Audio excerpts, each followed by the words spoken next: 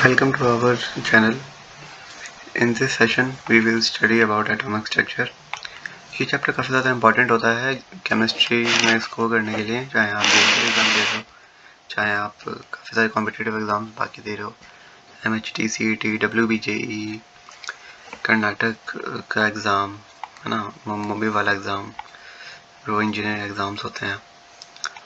सो ये class 11th के point of view से काफ़ी इंपॉर्टेंट होता है. मेनली जेई में से एक दो क्वेश्चन तो हर साल आते हैं. सो इसमें हम हर एक वो चीज़ कवर करेंगे जिससे क्वेश्चंस आते हैं और एनसीईआरटी की हर एक वो लाइन देखेंगे जो इम्पोर्टेंट है. तो स्टार्ट करते हैं. सो इसमें आपको सबसे पहले पढ़ना होता है कि the word atom has been derived from the Greek word एटम्यो. तो जो एटम है ये एक ग्रीक वर्ड से आया है जिसका नाम होता है एटम्यो. सो ये which means अनकटेबल और नॉन डिविजिबल, यानी कि इसका मतलब होता है ये अनकटेबल है और नॉन डिविजिबल है. इसको ना ब्रेक करा जा सकता ना डिवाइड करा जा सकता. सो यहाँ पे जॉन डाल्टन थे जिन्होंने एक ब्रिटिश स्कूल टीचर थे जिन्होंने 1808 में, ये आपसे कोई नहीं पूछेगा डाटा कि कौन सी ईयर में दिया था. मेनली ये पूछा जाता है कि डाल्टन एटॉमिक थ्योरी क्या थी. सो डाल्टन एटॉमिक थ्योरी आपने क्लास 9th में पढ़ी होगी और क्लास 9th में पढ़ाया जाता है. एंड क्लास 11th के फर्स्ट चैप्टर ऑफ केमिस्ट्री में भी आपने इसके बारे में पढ़ा होगा. इसमें डाल्टन्स के कुछ 5 to 6 पोस्टुलेट थे जो उन्होंने दिए थे एंड उससे काफ़ी हेल्प ली थी केमिस्ट्री को अंडरस्टैंड करने में. बट बाद में उसमें कुछ ड्रॉबैक्स थे तो फिर वो आगे उसमें इम्प्रूवमेंट्स वगैरह हुई. सो यहाँ पे सबसे पहला टॉपिक आपका था डिस्कवरी ऑफ सब एटॉमिक पार्टिकल्स. सो इसमें डिस्कवरी किस तरीके से हुई सब एटॉमिक पार्टिकल्स की हम ये पढ़ेंगे. सो an insight into the surface of an atom was obtained from the experiment on electrical discharge through gases. Before we discuss this result, we need to keep in mind a basic regulation behavior on the charged particle, like charges repel each other and unlike charges attract each other. Basic सी चीज़ है ये तो, है ना, ये तो सभी को पता होगा. सो इसमें माइकल फैराडे जी ने एक एक्सपेरिमेंट करा था जो कि ये बताता है कि electric passes through a solution of an electrolyte chemical reaction occur at the electrode. Okay, so which resultant the lubrication and deposition of matter the electrode at the electrode. ठीक है. सो इसमें मैं आपको पूरा एक्सपेरिमेंट समझाता हूँ. इसमें होता ये है कि जितने भी हमारा ये जो पूरा ट्यूब है, ये ग्लास ट्यूब होता है. इसमें इस साइड हम कैथोड लेते हैं जो कि नेगेटिव चार्ज होता है एंड इधर एनोड होता है जो कि पॉजिटिवली टर्मिनल होता है, हमारा पॉजिटिव टर्मिनल होता है. तो इसमें ये गैस वैक्यूम के लिए हम इसमें ये वैक्यूम पंप एक क्रिएट कर देते हैं ताकि गैसेस का फ्लो जो हो उसको मेंटेन करा जा सके. सो उसमें होता ये है कि सबसे पहले एक लो प्रेशर गैस को आप इसके अंदर इंसर्ट करते हो. लो प्रेशर गैस इंसर्ट करते हो, जनरली इसमें हम हाइड्रोजन यूज़ करते हैं. सो हाइड्रोजन जब हम इसमें यूज़ करते हैं तो हाइड्रोजन H+ में कन्वर्ट होता है. वो H+ जो आपका होता है वो इस साइड राइट साइड पर एक फ्लोरेसेंट मटेरियल की कोटिंग होती है जिसको हम ZnS की कोटिंग के नाम से भी जानते हैं. तो ZnS की कोटिंग होती है. सो यहाँ से जो H+ आता है वो यहाँ पर आकर शाइन करता है. ये आता बेसिकली इस वजह से है क्योंकि यहाँ पर 10,000 वोल्ट की इसको पावर दी जाती है. सो जिसके थ्रू ये जो इलेक्ट्रॉन्स हैं ये इधर आ पाते हैं H+. सो यहाँ पर आकर ये बहुत शाइन करता है. सो इसके थ्रू हमें पता चल जाता है कि यहाँ पर वैक्यूम्स जो इसके अंदर क्रिएट करा था वहाँ पर जो पार्टिकल्स हैं वो मूव कर रहे हैं inside the gas which is in the diffusion and deposit of matter electrode with a certain loss which you will study in class 12th. ये कुछ लॉस हैं आपके जैसे क्लास 12th में आप स्टडी करोगे. ये इसी को हम कैथोड रे ट्यूब एक्सपेरिमेंट के नाम से भी जानते हैं, कैथोड रे डिस्चार्ज ट्यूब के नाम से भी जाना जाता है इसे। यहाँ पे इसके ये कुछ पोस्टुलेट हैं, और यहाँ पे वही चीज़ दे रखी है कि ग्लास कंटेनिंग थिन पाइप्स होते हैं, मेटल जो मैंने बताया कि इलेक्ट्रोड होता है, sealed, and electrical discharge through gases, observe very low pressure जो मैंने बताया था, वेरी हाई वोल्टेज वही 10 के वोल्टेज। यहाँ पर ये सारी चीज़ें बस इन्होंने दोबारा से बता रखी हैं। अगर आप थ्योरी पोर्शंस कवर करना चाहते हो तो ये काफ़ी हेल्पफुल होगा आपके लिए। बाकी मैंने जो बताया है उसके थ्रू इतना तो काम हो जाएगा, आपको बेसिक अंडरस्टैंडिंग से काफ़ी अच्छी हो जाएगी। बाकी यहाँ पे आगे कुछ पोस्टुलेट्स वगैरह हैं इसके, ये वही जिंक सल्फाइड ZnS की जो कोटिंग थी वो है। The result of experiment are summarized. The cathode rays start from cathode and move towards anode. These rays themselves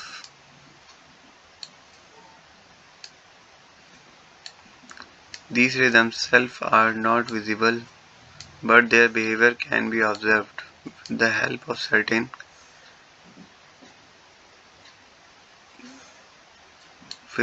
certain kind of material, fluorescent, which glow. Hit by them television picture tube and the cathode ray tube. The television picture result due to fluorescent on the television screen cathode coated। इसमें जो हम cathode पे हमने जो देखा था cathode से जो इसमें H+ गए थे वही जाके यहाँ पे ग्लो करता है, जिसको काफ़ी सारी जगहों पर यूज़ करा जाता है। पहले CRT टीवीज होते थे उनमें इसका बहुत बड़ा मेजर रोल था। फ्लोरेसेंट मटेरियल्स काफ़ी ज़्यादा उसमें यूज़ आए थे हमारे। In the absence of electrical and magnetic field, these rays travel in a straight line. ये एब्सेंस में ये जो इलेक्ट्रिकल एंड मैग्नेटिक फील्ड्स होती हैं ये बिल्कुल स्ट्रेट लाइन में ट्रैवल करती हैं। In the presence of electrical and magnetic field, the behavior of cathode rays are similar to that expected from negatively charged particles, suggesting that the cathode ray consists of a negatively charged particle called electron. Simple चीज़ें हैं तो हाँ बिल्कुल। The characteristics of a cathode ray electrons do not depend upon the material of electrode, the nature of gas present in the cathode ray tube. ये basically जो इसमें बताया गया है, do not depend on the material of the electrode, यानी कि electrode का जो मटेरियल होता है उस पर डिपेंड नहीं करता है। And the nature of a gas present in a cathode ray tube, यानी कि जो इसमें गैस प्रेजेंट है उस पर भी ये इतना डिपेंड नहीं करता है। Thus we conclude the electron are basically constituent of all the atoms.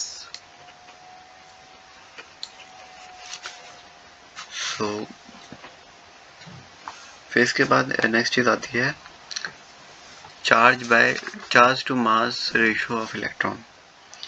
इस charge to mass ratio of electron में हम पढ़ते हैं J.J. थॉमसन जो थे उन्होंने इस चीज के बारे में एक्सप्लेन करा था। इसमें ये एक वैल्यू दे रखी होती है, ये बहुत ज़्यादा आपको मेनली ये वैल्यू पूछेंगे, आपको ये चार्ज बाय मास का रेशियो निकालना होगा और बस इसमें ज़्यादा कुछ आता नहीं है, ये वैल्यू याद रखनी होगी। मैं इसको अच्छे से समझाता हूँ। यहाँ पे कैथोड होता है, हेयर से एनोड, यहाँ से एक इलेक्ट्रिकल चार्ज से जब पास कराया जाता है तो यहाँ पे दो टाइप की चीज़ें लगी होती हैं। मैग्नेटिक कंपोनेंट इधर लगा हुआ है एंड देन इधर इलेक्ट्रिकल कंपोनेंट लगा हुआ है। यहाँ पे देखो ये क्या कहते हैं, the magnitude of an negative charge on the particle greater the magnitude of the charge on the particle greater is the interaction with the electrical और magnetic field, thus greater is the deflection. जब मैं simple से समझाता हूँ, जैसे जब हमने इसको वेव रेस को भेजा तो ये बी पॉइंट पर डायरेक्ट पॉइंट करता है, बट जब हम यहाँ पे इलेक्ट्रिकल पावर ऑन करते हैं तो ये शो करता है ए पर, जब मैग्नेटिक पावर शो करते हैं तो यहाँ पर कहता है ये सी पर पॉइंट। सो बेसिकली ये काफ़ी सारे साइंटिस्ट ने इसको करा कि इसको बिल्कुल सेंटर में लेकर आए, और यही मतलब कैलकुलेशंस इस तरीके से करी गई कि कभी मैग्नेटिक पावर को बढ़ाया जाता था, कभी इलेक्ट्रिकल पावर को बढ़ाया जाता था, कभी दोनों को सेम उस पर लाया जाता था, सेम पॉइंट्स पर। तो कई बार ये एक्सपेरिमेंट करा गया जब जाकर ये वैल्यूज आई। सो ये जनरली कोई पूछता तो है नहीं, कोई चार्ज बाय मास रेशियो जो है यही इम्पोर्टेंट है, charge by mass ratio.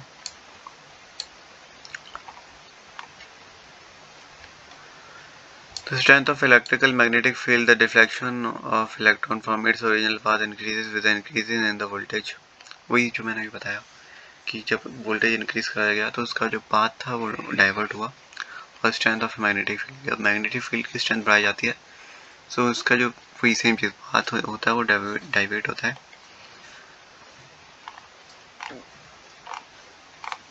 Discovery of proton and neutrons. So इसमें हम नेक्स्ट चीज़ पढ़ेंगे, discovery of proton and neutrons. So यहाँ पर जो प्रोटॉन्स होते हैं वो पॉजिटिवली चार्ज होते हैं, न्यूट्रॉन्स होते हैं वो न्यूट्रल होते हैं, ये तो सभी को ही पता होगा। Electrical discharge carry out in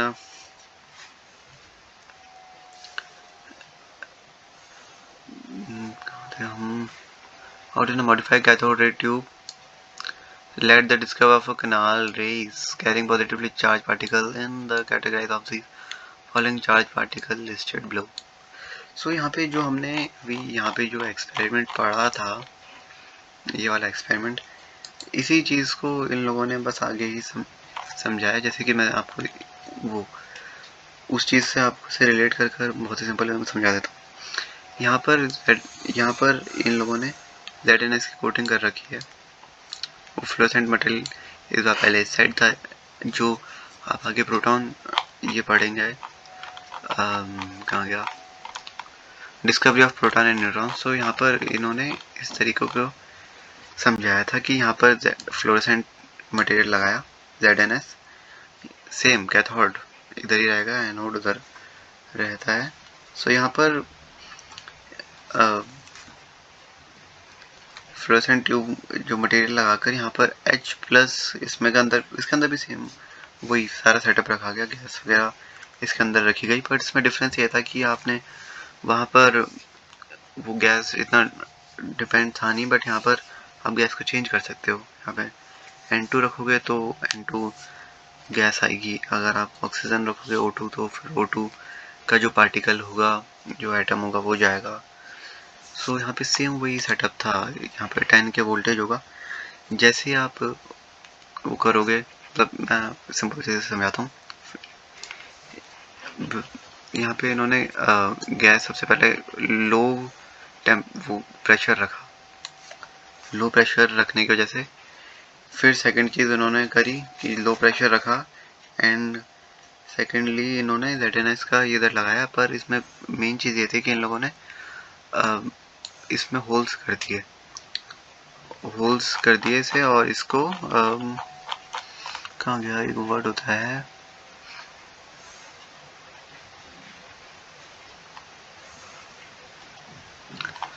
word भूल रहा हूँ, अच्छा मॉडिफाइड ही कहा जाता है इसे। अच्छा, सो इसको मॉडिफाइड कैथोड रे ट्यूब कहा गया, मतलब मुझे लगता था इसका शायद कोई और नाम है, पर इसे मॉडिफाइड कैथोड रे कहा जाता है। सो मॉडिफाइड कैथोड में आपने होल्स करे, देन इसमें शॉक दिया, तो जो गैस थी उसमें जब एकदम से 10,000 वोल्ट का जब उसमें शॉक पड़ा तो उसके जो पार्टिकल्स थे वो कैथोड की तरफ मूव हुए, और वो ZNS के उस पर शो हुए। अब इसमें मेन चीज़ ये थी कि इसमें बाकियों की तरह इसमें, क्योंकि ये कैथोड की तरफ जा रहे थे तो इनका नाम रखा कैथोड रे ट्यूब, एंड इन्हें कैनाल रेस भी कहा जाता है। सो ये कैथोड की तरफ जा रहे थे, इन्हें इसलिए इन्हें कैनाल रेस कहा गया, और क्योंकि ये जा एनोड की तरफ से रहे थे सो इन्हें एनोड रेस भी कहा जाता है, क्योंकि ये एनोड की तरफ से जा रहे थे तो इन्हें एनोड रेस कहा जाता है। और कैनाल रेस का तो मैंने बताया। कि कैथोड पर आकर ये कलेक्ट हुए थे, तो इसलिए इसे कैथोड पर आकर कलेक्ट होते हैं, इसलिए कैनाल रेस भी कहा जाता है। सो बेसिकली ये सारी चीज़ें तो कवर हो गई, वो एक्सपेरिमेंट भी मैंने समझाया। अब यहाँ पे वही सारी बातें वापस से लिखी हुई हैं। Unlike cathode rays, the mass of a positively charged particle depends upon the nature of gas present in the cathode ray tube. These simply positively charged gaseous ion, यानी कि वो पॉजिटिवली चार्ज gaseous ion पर depend करेगा basically. जैसे उसमें depend नहीं करता था, उसमें आपको एटॉमिक हाइड्रोजन लेना था, बट यहाँ पर आप कोई भी गैस ले सकते हो। आप जो भी गैस लोगे उसी का ही पार्टिकल आगे जाकर कैथोड पर कलेक्ट होगा। The charge to mass ratio of the particle depend on the gas form which originate, यहाँ पे वही चीज़ लिखी हुई है। Some of positively charged particles carry multiples of the fundamental of electrical charges, यानी कि जो पॉजिटिवली चार्ज होता है वो multiple fundamental unit electrical charges consist करता है। और यहाँ पर देखा था behaviour of these particles in a magnetic और electrical field is opposite to that observe for electron on cathode rays, यानी कि यहाँ पर अपोजिट चीज़ें हुई थी। वहाँ पर जो चीज़ आकर कलेक्ट हुई थी उसको हमने एनोड पर लगाया था फ्लोरोसेंट को, मटेरियल को, यहाँ पे हमने कैथोड की तरफ लगाया। तो ये वही कह रहा है कि मैग्नेटिक और electrical field is opposite to the observe of electron or cathode rays. So उसमें यहाँ पे एक बहुत ही इम्पोर्टेंट पॉइंट है, ये पैराग्राफ वैसे काफ़ी इम्पोर्टेंट माना जाता है जेईई के पॉइंट ऑफ व्यू से, जिसमें से कि काफ़ी क्वेश्चंस आए हैं।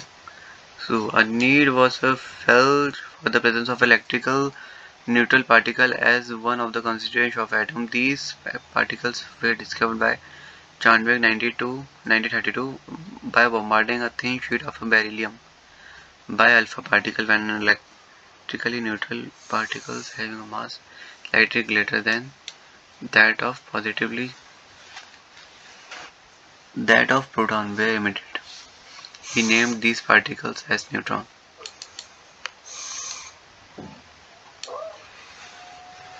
यानी कि जो चांडविक थे उन्होंने एक्सपेरिमेंट कर ये पता लगाया कि जो एक थिन शीट पर हम अल्फा पार्टिकल की जब बम्बार्डिंग कराएंगे सो वहाँ से हमें ये पता चलेगा कि सेंटर में भी कुछ चार्जेस हैं। सो इससे हमें न्यूट्रॉन्स का पता चलता है। अब यहाँ पे हम एटॉमिक मॉडल्स पढ़ेंगे।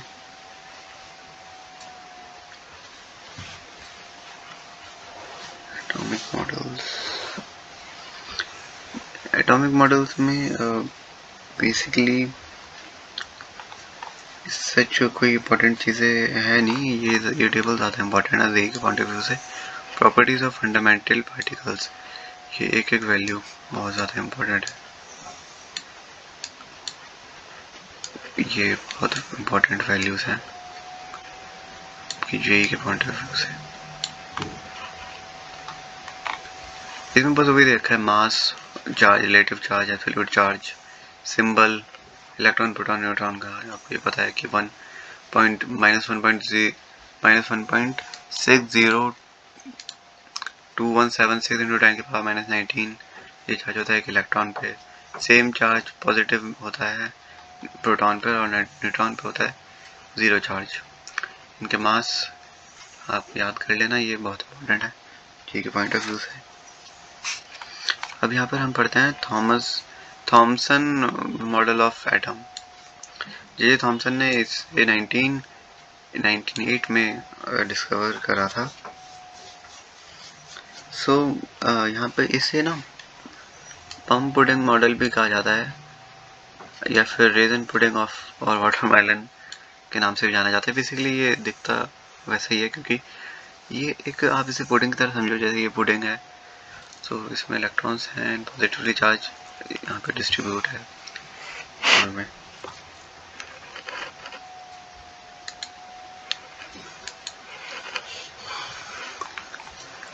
Thompson model. सो इसमें एक मेन चीज़ है जो an important feature of this model is that of mass of the atom is assumed by uniformly distribute over the atom।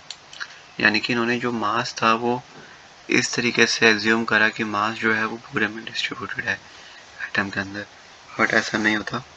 ये आगे जाके क्लियर हुआ कि एटम का जो मास होता है वो मैक्सिमम ऑफ मास न्यूट्रॉन के पास होता है, maximum of the mass.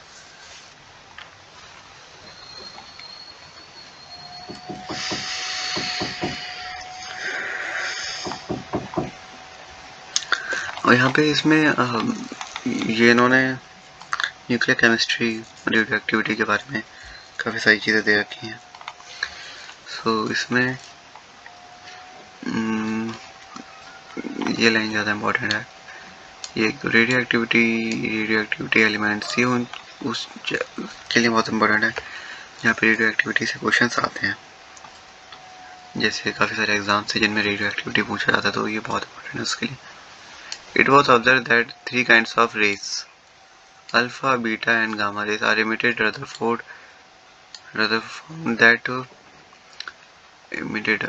found that the alpha rays consist of very high energy particles carrying 2 unit positively charged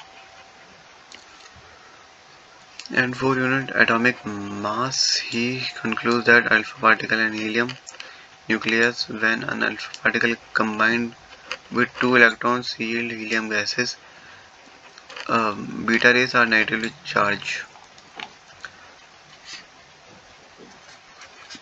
particles similar to the electron. The rays are highly energy radiation like X-rays are neutral in nature and do not consist of a particle as regard the penetration power of an alpha particle are least followed by rays। इसमें मैं बहुत simple तरीके से समझाता हूँ कि alpha particle जो होता है हीलियम का, उसके पास बहुत हाई एनर्जी होती है। हीलियम के अल्फा पार्टिकल के पास बहुत हाई एनर्जी होती है। सो हीलियम के अंदर इसमें बताया गया हीलियम के अंदर 2 प्रोटॉन 2 न्यूट्रॉन होते हैं। हीलियम अल्फा पार्टिकल के पास 2 प्रोटॉन होते हैं, 2 न्यूट्रॉन्स होते हैं। ये काफ़ी इंपॉर्टेंट चीज़ है। ये पूछा जा सकता है कि ऐसा कौन सा आइटम है जिसके पास 2 प्रोटॉन और 2 न्यूट्रॉन होते हैं। सो वो हीलियम का अल्फा पार्टिकल है +2, हीलियम +2। सो यहाँ पर अब इसकी पेनिट्रेटिंग पावर की बात करी गई है, तो पेनिट्रेटिंग पावर जो होती है वो इस तरीके से होती है कि सबसे कम पेनिट्रेटिंग पावर अल्फा रेस के पास होती है, देन बीटा रेस के पास होती है, देन सबसे ज़्यादा power penetrating power gamma rays के पास होती है, क्योंकि गामा रेस को हाई रेडिएशन माना जाता है। सो और वेट के अकॉर्डिंग अगर बात करें तो सबसे ज़्यादा वेट अल्फा रेस का होता है, देन बीटा रेस का होता है, सबसे लेस वेट होता है गामा रेस का। सो ये रेडियो एक्टिविटी में से अगर कोई पूछेगा तो बेसिकली ये चीज़ पूछेगा, बाकी इसमें ऐसा कोई क्वेश्चन आने नहीं वाला। यहाँ पर अब बात करते हैं Rutherford nuclear model of an atom, Rutherford of his students. So ये इनके एक स्टूडेंट्स के साथ इन्होंने मिलकर ये सारी चीज़ें करी थी बेसिकली। अब इसमें ना पार्टी मतलब ऐसे ये था तो इनका स्टूडेंट, बट क्योंकि भाई वो टीचर थे, उन्होंने चीज़ें समझाई सिखाई। सो इसका मेजर रोल एक टीचर का भी उतना ही है जितना एक स्टूडेंट का है। सो इसे अल्फा पार्टिकल स्कैटरिंग एक्सपेरिमेंट कहा जाता है, द रदरफोर्ड स्कैटरिंग एक्सपेरिमेंट। इसमें होता क्या है, सोर्स ऑफ अल्फा पार्टिकल यहाँ पे लिया जाता है, एक लाइट प्लेट ली जाती है और यहाँ पे एक फोटोग्राफिक प्लेट ली जाती है। सो इसमें होता ये है कि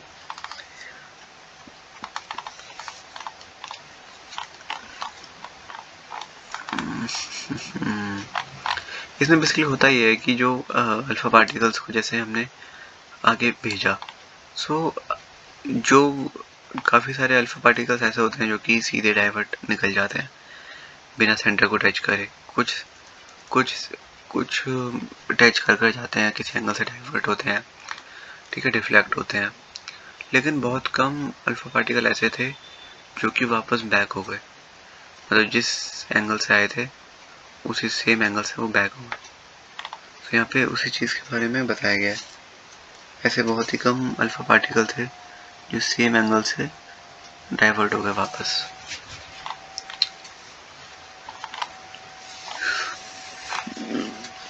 सो इससे ये पता चलता है कि जब हमने पॉजिटिवली चार्ज भेजा और अंदर से जब कोई चीज़ रिपेल हुई है तो उसका मतलब ये था कि जो अंदर कोई पॉजिटिव चार्ज है जो उसे रिपेल कर रहा है।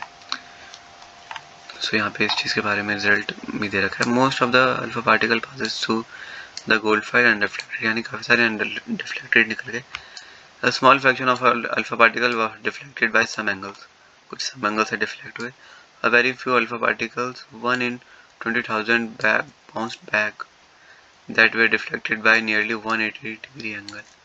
180 degree angle यानी कि deflect bounce back हुए थे और ये हुए थे 20,000 में से एक only. On the basis of this observation, Rutherford drew the following conclusion regarding the structure of atom. सो इसने अब कुछ उन्होंने कुछ ऑब्जर्वेशंस दी अपनी, जो कि most of the space in an atom was empty as most of the alpha particle passes through the foil and deflected. Few positively charged alpha particles were deflected.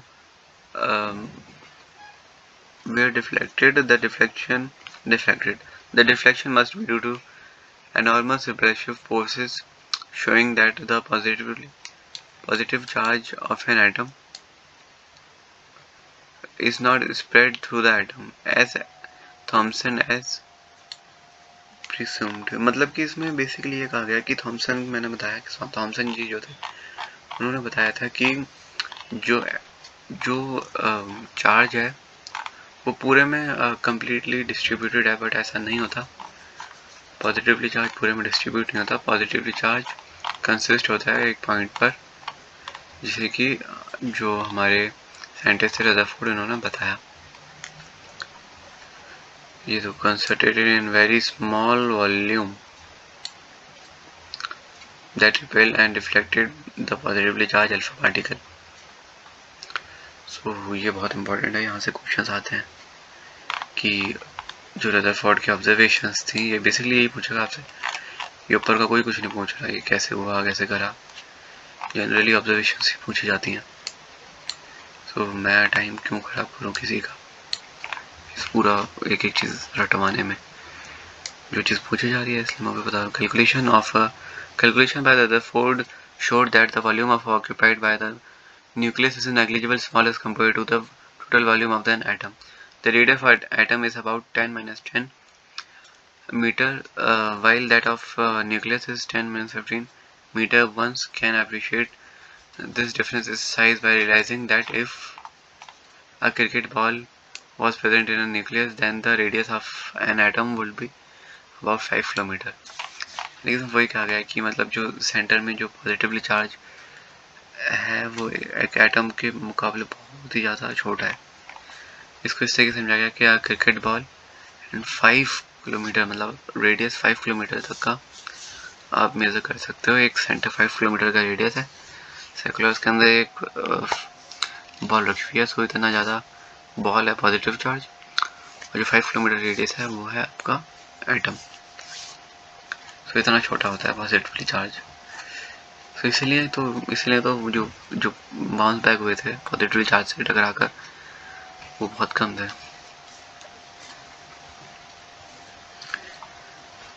The positively charge and the most of masses of the atom was densely concentrated in an extremely small region. This is very small proportion of an atom was called nucleus by Rutherford. यानी कि जो ये जो बहुत small reason था, इसको nucleus का नाम दिया गया, जो कि पॉजिटिवली चार्ज पार्टिकल्स को वापस बाउंस बैक कर रहा था। The nucleus is surrounded by electrons that move around a nucleus with a very high speed in a circular path called orbit. ये जो पॉजिटिवली चार्ज जो हमारा ये न्यूक्लियस था, न्यूक्लियस न्यूट्रल होता है बेसिकली, जो कि पॉजिटिवली चार्ज को रिपेल कर रहा था, डाइवर्ट कर रहा था एंड बाउंस बैक कर रहा था। सो इसमें ये कहा गया है कि जो न्यूक्लियस के अराउंड जो रिवॉल्व कर रहा होता है वो होता है आपका ऑर्बिट्स। ऑर्बिट्स में जो रिवॉल्व कर रहा होता है वो होता है इलेक्ट्रॉन्स। सो इलेक्ट्रॉन्स जो होते हैं वो ऑर्बिट्स में रिवॉल्व कर रहे होते हैं। बट ये भी चीज़ पूरी तरह से सही नहीं थी, क्योंकि उन्होंने कहा था कि वेरी हाई स्पीड पर ये जो सर्कुलर पाथ में रिवॉल्व कर रहा है, पर अगर कोई चीज़ सर्कुलर पाथ में रिवॉल्व कर रही है ना, तो उसकी वो टाइम टू टाइम अपनी एनर्जी लॉस करेगा, और लॉस कर वो एटम्स के न्यूक्लियस में आके गिरेगा एंड वो पूरा एटम को ब्रस्ट कर देगा। सो ये भी चीज़ आगे जाकर एक ड्रॉबैक बना इसी मॉडल का, रदरफोर्ड के मॉडल का। अब इसमें अब मैं बताता हूँ इन्होंने किस तरीके से अपने इसको समझाया था इलेक्ट्रॉन्स को। The Rutherford model of an atom resemble the solar system in which the nucleus plays a role of a sun and the role of electron revolving the planets। यानी कि इलेक्ट्रॉन जो होते हैं वो रिवॉल्विंग प्लैनेट्स को दिखा रहे थे, और जो सन जो था वो पॉजिटिवली चार्ज पार्टिकल को, मैं पॉजिटिवली बोल रहा हूँ, पॉजिटिव से जो अट्रैक्ट हुआ था न्यूक्लियस, उस न्यूक्लियस को दिखा रहा था। Electron and the nucleus are held together by electrostatic force of attraction. ये बहुत इंपॉर्टेंट है, पूछेगा वो कि एग्जाम्स में जरूर पूछेगा कि electrons and the nucleus are held together by which force. So इसका आंसर होगा इलेक्ट्रोस्टैटिक फोर्स ऑफ अट्रैक्शन। बहुत इंपॉर्टेंट है ये चीज़, काफ़ी बार एग्जाम्स में पूछी हुई है, नीट में, जेई में एंड काफ़ी सारे कॉम्पिटिटिव एग्जाम्स में भी, कि कौन सा फोर्स होता है।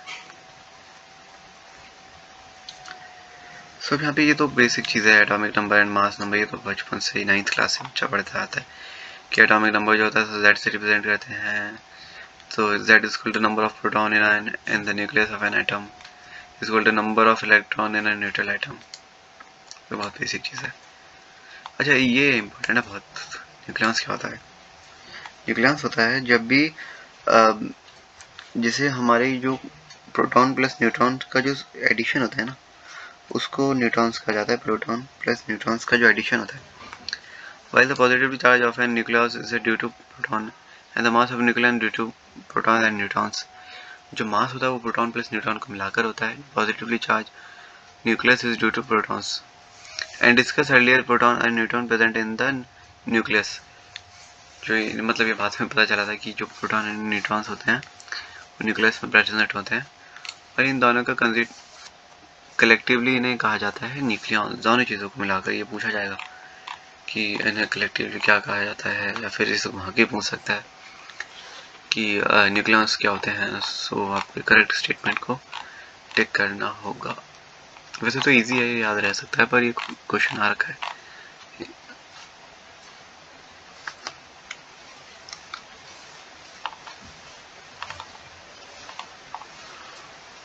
अब यहाँ पर आता है ये मास नंबर के बारे में। मास नंबर को हम ए से रिप्रेजेंट करते हैं। सो मास नंबर ये होता है number of proton plus number of neutrons. तो ये नंबर ऑफ प्रोटॉन एडिशन होता है number of proton plus number of neutrons का, उसी को मास नंबर कहा जाता है। अब यहाँ पर आइसोटोप एंड आइसोबार्स आ जाता है। The composition of an any atom can be represented by using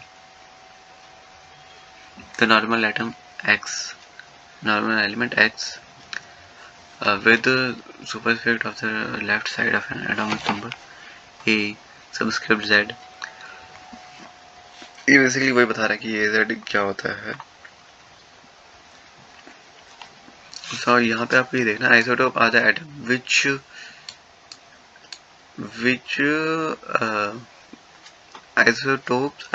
isobars are the atoms with the same masses number but different atomic number। For example, जो ये कार्बन का आइसोटोप होगा nitrogen का isotope होगा, on the other hand atoms with identical atomic number but different mass number।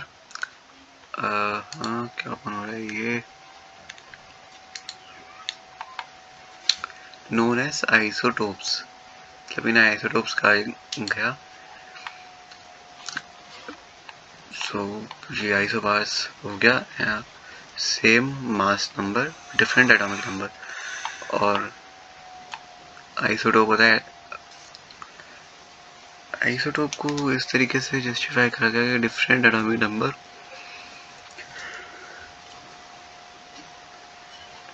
Different mass number and same identical atomic number, इसको इस तरीके से डिफाइन करा गया।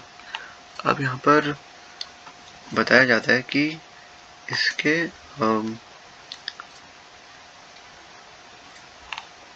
ये प्रोटीनियम, ड्यूटेरियम, टाइटेनियम, ये आइसोटोप होते हैं हाइड्रोजन के। इसे हाइड्रोजन 1, 2, 3 के नाम से भी जाना जाता है। इनका कंपोजिशन दे रखा है ये इनका। सो बेसिकली ये जो आइसोटोप्स होते हैं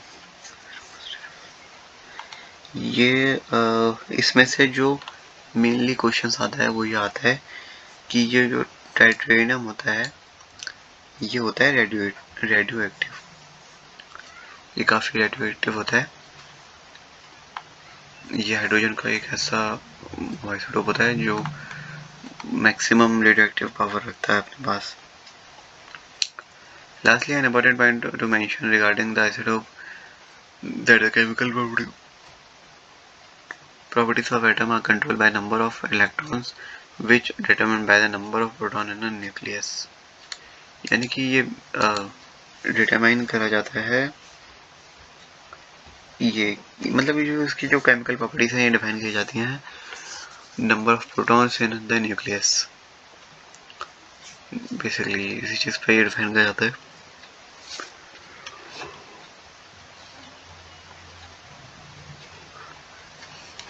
अब यहाँ पे ये बताया गया कि number of neutron present in nucleus have very little effect on the chemical properties. अच्छा ये एटम्स का पार्ट होता है, पर देखो ये कितना ज़्यादा मतलब अलग चीज़ है। यहाँ पर जो नंबर ऑफ न्यूट्रॉन्स जो होते हैं न्यूक्लियस के अंदर उसका बहुत ज़्यादा फर्क पड़ता ही नहीं है केमिकल प्रॉपर्टीज़ पर। बट जो हमारे ये आइसोटोप्स के अंदर जो इलेक्ट्रॉन्स होते हैं which is determined by the proton in the nucleus। सो ये बेसिकली बहुत ज़्यादा डिपेंड करता है कि इसकी केमिकल प्रॉपर्टीज़ क्या होगी। ये बेसिकली इसी चीज़ पर डिपेंड करता है। बट ये प्रोटॉन्स, ये न्यूट्रॉन्स पे इतना ज़्यादा डिपेंड नहीं करता कि इसकी केमिकल प्रॉपर्टीज़ क्या होगी।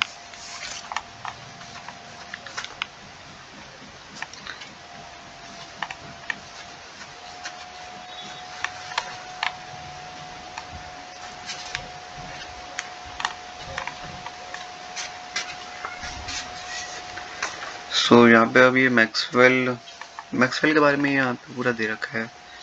सो इफ़ यू स्टडी मतलब if you want to study so आप ये पढ़ सकते हो। बाकी इससे कुछ ऐसा है नहीं इसमें जो एग्ज़ाम्स ओरिएंटेड हो, ऐसा कुछ इसमें है नहीं। यहाँ पे ये चीज़ें बताई गई हैं जैसे कि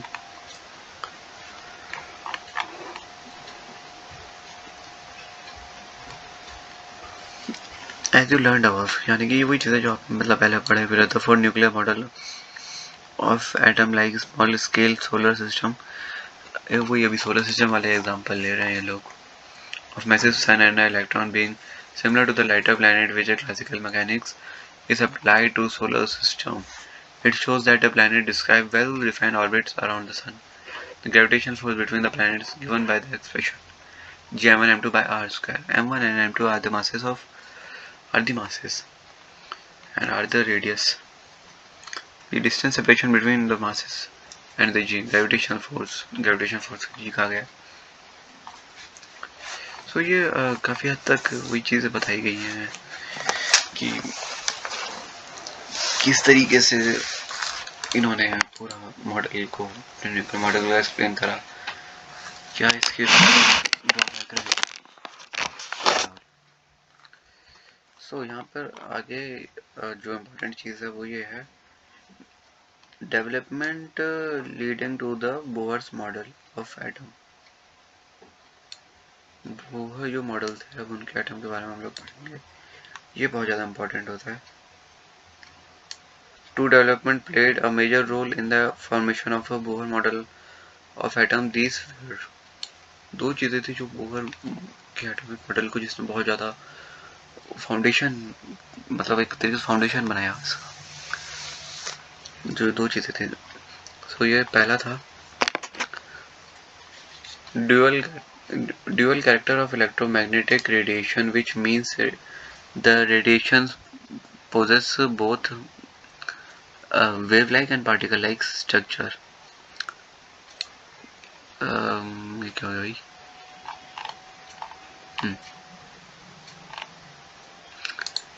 हाँ, यहाँ थे हम लोग। इसने कहा कि जो अब पूरा हाईलाइट हो गया।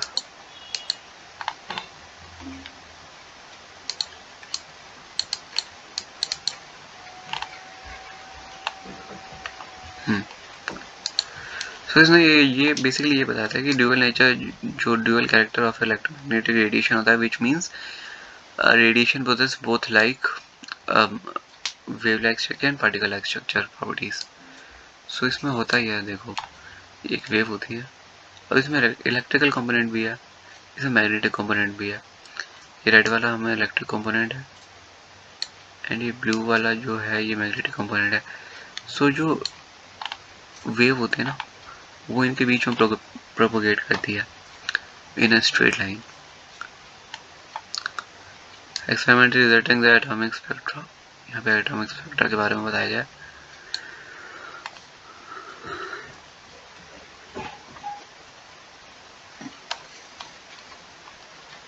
और इसमें जो ये वेव नेचर, पहले इसमें वेव नेचर के बारे में बताया गया है। सो जो in the mid 90th century, physicists actively study about absorption and emission of radiation by heated objects. These called thermal radiations. मतलब जो साइंटिस्ट थे उन्होंने हीटेड ऑब्जेक्ट से जब एग्जामिन करा तो थर्मल रेडिएशंस वगैरह उन्हें ऑब्जर्व हुई, पता चली।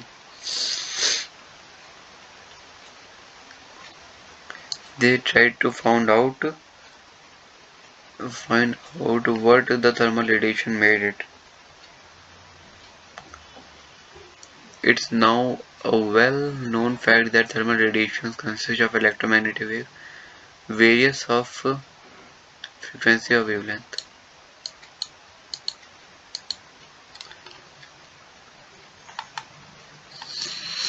अभी तो वही चीजें दे रखी है कि it bases on the number of modern concepts which were around the mid 90th centuries. Yeah. यहाँ पे एक चीज और इम्पोर्टेंट है कि जो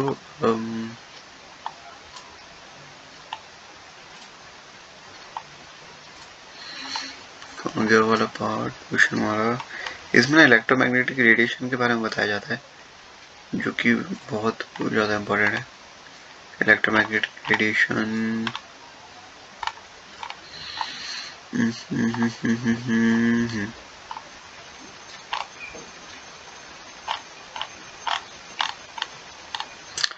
अच्छा, ये ऊपर मिस हो गया था। तो यहाँ पे जेम्स मैक्सवेल थे 1870 में first comprehensive explanation about the interaction between the charged bodies and the behavior of electrical and magnetic field on a microscopic level. इन्होंने बेसिक चीज़ें बताई थी इसके बारे में, काफ़ी सारी जो माइक्रोस्कोपिक लेवल पर जो इलेक्ट्रॉनिक एंड मैग्नेटिक के बीच का जो रिलेशंस होता है उसे कैसे इन्होंने डिफाइन किया था, वो बताया गया इसमें। When the electrically charged particles move under the acceleration, alternating electrical and magnetic field are produced, transmitted.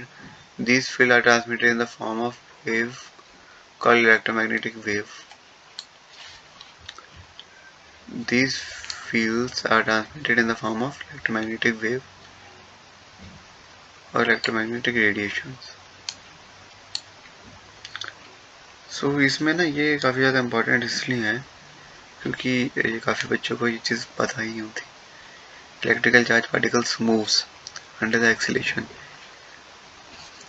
An alternating electrical and magnetic field produce and transmission. These field transmission the formation of electromagnetic field. यानी कि same जो चीज़ मैंने बताई थी, electrical component और magnetical component के बीच में जो वो मूव होता है वही होता है इलेक्ट्रोमैग्नेटिक वेव। ये काफ़ी ज़्यादा इंपॉर्टेंट है। ये पूछता है कि कौन से दो कंपोनेंट कंसिस्ट होते हैं।